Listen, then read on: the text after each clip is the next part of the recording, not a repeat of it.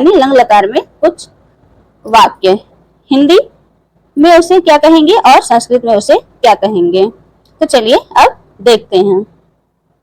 तो लंग लकार के उदाहरण, पहला प्रथम पुरुष में हम लोग देखेंगे। प्रथम पुरुष में एक वचन के अंतर्गत है उसने पढ़ा, उसने पढ़ा, तो इसको संस्कृत में कहेंगे सह अपठत। सह अपठत, सह मतलब क्या होता है, वह या उसने, सह मतलब वह या उसने, तो हमारा हो जाएगा उसने पढ़ा का संस्कृत अनुवाद सह अपठत। अपठत क्या हुआ, क्योंकि ये जो वाक्य है यह भूतकाल में है तो हमने इसे सह अपठत कर दिया। अब प्रथम पुरुष द्विवचन में जो वाक्य आएगा वह होगा उन दोनों ने पढ़ा। क्योंकि द्विवचन के अंतर्गत दो लोग आते हैं इसलिए यहाँ पे हो जाएगा उन दोनों ने पढ़ा, और इसका संस्कृत अनुवाद होगा त अपठताम। त अपठताम, द्विवचन में किसका प्रयोग होता है, अपठताम का, तो हमने लगा दिया अपठताम। तो मतलब उन दोनों ने या दोनों ने, अपठताम मतलब पढ़ा, तो उन दोनों ने पढ़ा का संस्कृत अनुवाद हो जाएगा त अपठताम। प्रथम पुरुष बहुवचन के अंतर्गत उन सब ने पढ़ा, उन सब ने पढ़ा का संस्कृत अनुवाद होगा ते अपठन। ते अपठन, जो बहुवचन होता है उसमें जो क्रिया लगती क्या लगती है, अपठन, तो यहाँ पे हो गया ते अपठन। ते मतलब उन सब ने, अपठन मतलब पढ़ा। अब प्रथम पुरुष हमारा कंप्लीट हुआ। अब हम लोग मध्यम पुरुष के वाक्य को सीखेंगे। तो मध्यम पुरुष एक वचन के अंतर्गत जो वाक्य आएगा वह होगा तुमने पढ़ा, तुमने पढ़ा, तो इसका संस्कृत अनुवाद हो जाएगा तम अपठः, तम अपठः। मध्यम पुरुष द्विवचन के अंतर्गत आएगा तुम दोनों ने पढ़ा, तुम दोनों ने पढ़ा का संस्कृत अनुवाद होगा युवाम अपठतम, युवाम अपठतम। जो धातु होती है द्विवचन में अपठतम होता है और हमारा जो कर्ता द्विवचन का है इसलिए हमने धातु का जो प्रयोग किया वह अपठतम किया है। चूंकि द्विवचन की, मध्यम पुरुष द्विवचन की जो धातु होती है वह अपठतम होती है, इसलिए हमारा हो गया युवाम अपठतम। मध्यम पुरुष बहुवचन के अंतर्गत जो वाक्य आएगा वह होगा तुम सबने पढ़ा, इसका संस्कृत अनुवाद हो जाएगा यूयम अपठत, यूयम अपठत। यूयम मतलब तुम सबने या तुम सबने, सब, अपठत मतलब पढ़ा। अब उत्तम पुरुष एक वचन के अंतर्गत क्या आएगा, तो उत्तम पुरुष एक वचन के अंतर्गत आने वाला वाक्य होता है मैंने पढ़ा या मैं पढ़ा का संस्कृत अनुवाद हो जाएगा अहम अपठम, अहम अपठम। जो करता रहता है, जिस पुरुष और वचन का करता रहता है उसी पुरुष और वचन की क्रिया लगाई जाती है। तो ये जो करता है अहम या मैंने, उत्तम पुरुष एक वचन की है तो क्रिया हमने लगा दी उत्तम पुरुष एक वचन, और उत्तम पुरुष एक वचन की क्रिया जो है वह अपठम है। तो इसी तरह संस्कृत से हिंदी से संस्कृत अनुवाद किया जाता है। तो मैंने पढ़ा का संस्कृत अनुवाद हो जाएगा अहम अपठम।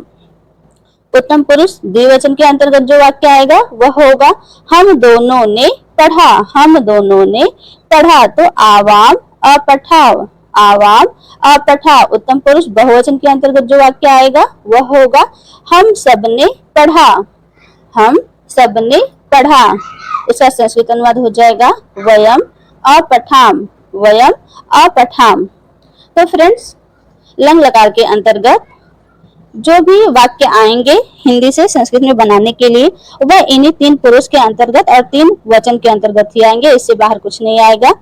प्रथम पुरुष के अंतर्गत वह आता है वे दोनों, उन दोनों आता है, और वे सब या उन सब ने ये आता है कर्ता के रूप में। मध्यम पुरुष के अंतर्गत तुम आता है, तुम दोनों आता है, तुम सब आता है।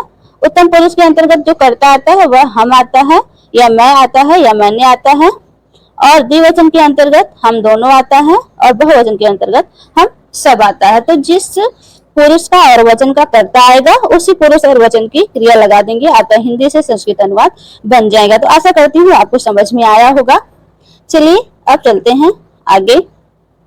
आगे हमने कुछ और लंग लकार में हिंदी वाक्य लिए हैं और उसको संस्कृत में क्या कहेंगे उसे लिया है। तो चलिए अब इसे भी देख लेते हैं। आशा करती हूँ वीडियो आपको पसंद आ रही होगी।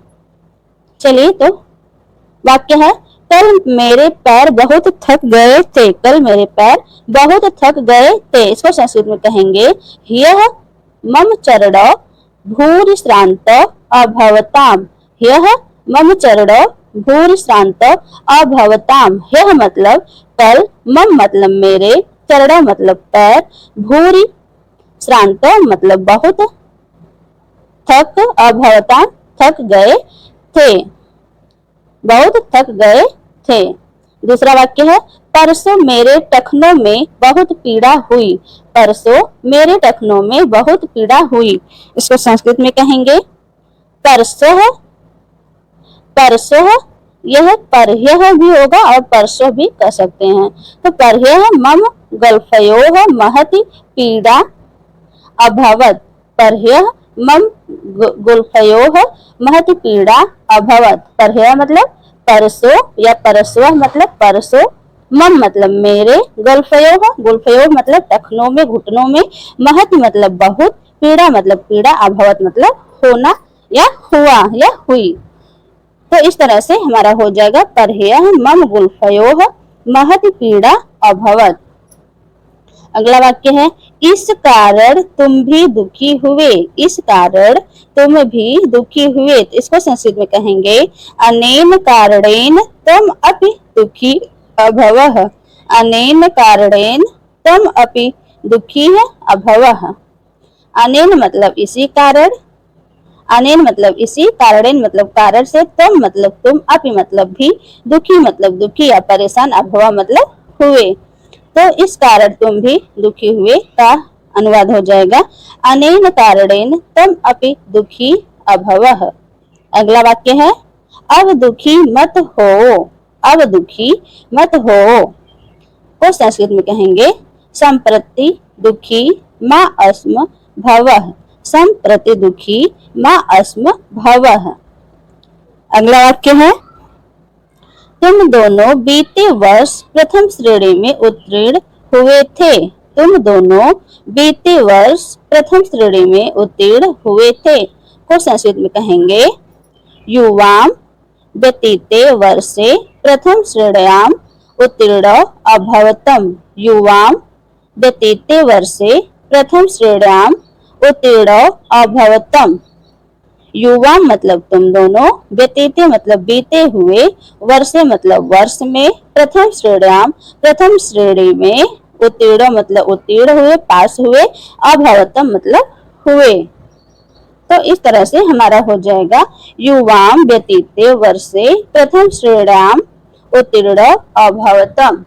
तो इस तरह से लंग लकार के बारे में हमने सब कुछ, मतलब जहां से क्वेश्चन बन सकता है वो सारी चीजें हमने देखा और सीखा। आशा करती हूँ वीडियो आपको पसंद आई होगी। अभी तक आपने वीडियो को लाइक नहीं किया है तो प्लीज वीडियो को लाइक कर दीजिए और अपने दोस्तों में भी शेयर कर दीजिए जिससे कि उनको भी ये महत्वपूर्ण क्लास मिल सके और उन्हें भी लंग लकार के बारे में पूरी जानकारी हो सके। तो चलिए मिलते हैं अब अगली वीडियो में किसी और टॉपिक के साथ। कोई डाउट होगा तो उसे आप कमेंट करके जरूर बताइएगा।